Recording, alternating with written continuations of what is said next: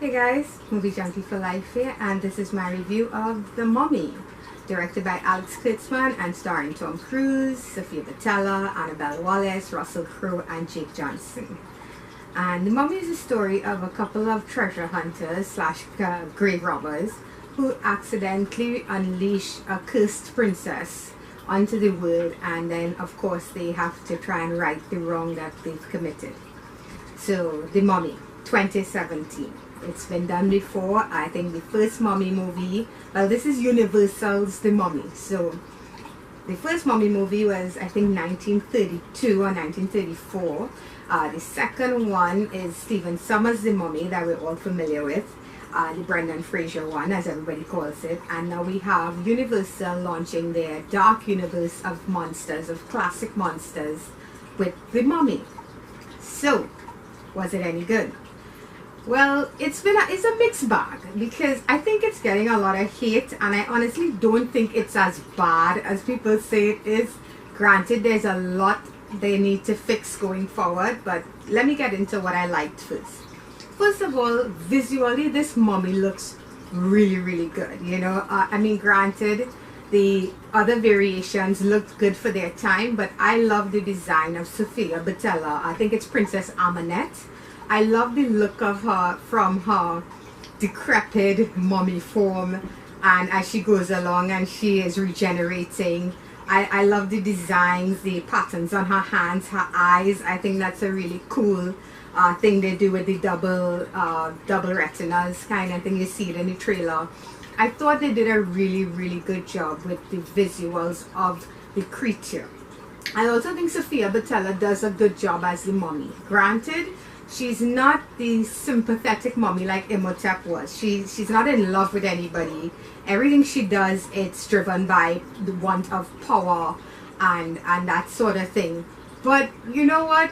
I kind of get it, because you know, she was the princess born unto this pharaoh, only child until otherwise. So you kind of get where I'm going with it. I don't want to give away too much, and I think she did a good job. I think her presence on screen visually was very impactful, and I hope, well, I shouldn't say I hope, but I hope going forward their monsters are a little more fleshed out than she was.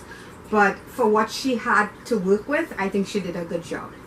As for Tom Cruise and the rest, unfortunately, while Tom Cruise, he's a really charismatic guy, I happen to like him in all his movies to varying degrees.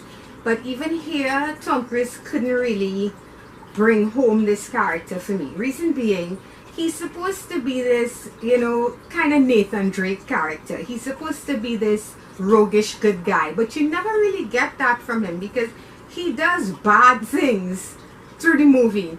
And the one good thing he does, which they show in the trailer, they actually give it away in one of the trailers, where he gives her a parachute. The character of Jenny, played by Annabelle Wallis, he gives her the parachute, and she's like, "You're a good man, you gave me the last parachute." And you know, he says, "I thought there was another one." Why do that? They tell us he's a good guy, they never show us he's a good guy. That's my issue with this. You know, where the Brendan Fraser version, we saw him try to save his friends time and time again. Even people who wasn't his friend, like Benny, he tried to save them time and time again, showing us that he really was a good guy. Granted, he was also a thief.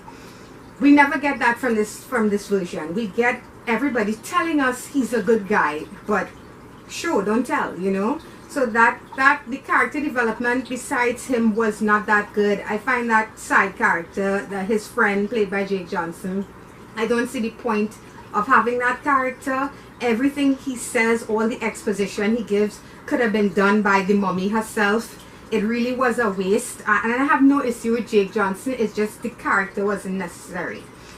The chemistry between him and Annabelle Wallis, his character, the characters of Nick and Jenny, it's not there. It's not where you need it to be to believe that he would do the things he did for her, you know. And granted, these are two very attractive people, but that's not enough, you know. It's not that level. I hate bringing it back to the Stephen Sommers Mummy, because I'll get to what another reason I like this Mummy, even though I love that Mummy as well. But the character of Rick and Rachel Weisz's character, name is right there. They had that kind of epic love story. You know, you felt that. You're not feeling that here. You know, they have a couple nice moments, but it's never anything that makes you feel like, oh my gosh, I don't want anything to happen to any one of them. So that's my complaints, some of them. Another thing that I really liked about this movie and I want to address is the horror elements. I think a lot of people are forgetting that the Universal monsters were horror movies. The classic Universal movies, they were horror movies. The Wolfman, the Mummy, the Creature from the Black Lagoon, the Invisible Man, to all varying degrees, they are horror movies. You know, Bela Lugosi's Dracula, that sort of thing. So that is what they're going for. I think the problem they're having is that they're trying to put in that fun adventure thing that we got with the Stephen Sommers version into this, and that's where this movie fails. This movie does its best when they focus on the horror. There's a scene at a broken down old church abbey type place. There's one in the flooded catacombs. These are the scenes that work really well. The train station when the dead is coming to life. Those are the moments that work really well. The big action set pieces, honestly, they happen and then they just whatever, you know. It's like, oh, okay, that's kind of cool, you know. I did like the idea though that when she was calling upon the sands, like what Imhotep did, she started breaking all the glass around her. All the glass started shattering. Again, you see it in the trailer. I promise I'm not giving away anything. And I kind of like that. That was kind of smart because that's where glass comes from, sand. So I like that, you know. At least it made sense where the hell were these about all this sand coming from in the middle of London.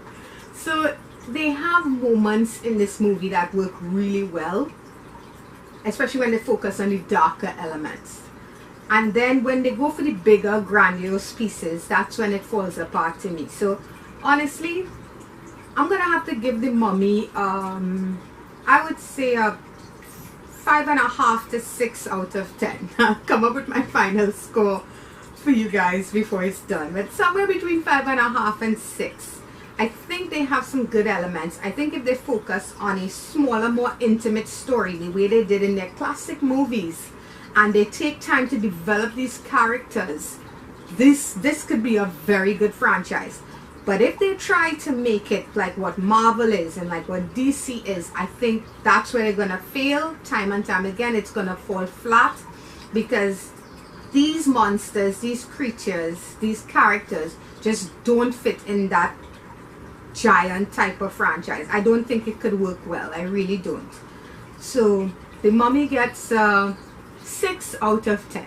Just because I'm a huge fan of horror, and like I said, the horror elements work very well. Some of them even caught me off guard on how dark this movie went. So 6 out of 10. So you guys can choose to go see it in cinemas right now. I did see it at IMAX, and maybe that lent to my enjoyment because, you know, visually it looked really good. Or wait till it gets home. It's your choice. And until next time, bye bye.